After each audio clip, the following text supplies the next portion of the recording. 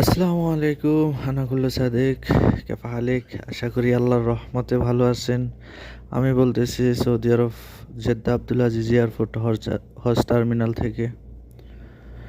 আল্লাহর রহমতে দেখেন কতগুলা হজের যাত্রী, এই সবগুলা বাসে হজের যাত্রী। এগুলা জেদ্দা এয়ারপোর্ট হজ টার্মিনাল ল্যান্ড করছে বিমান।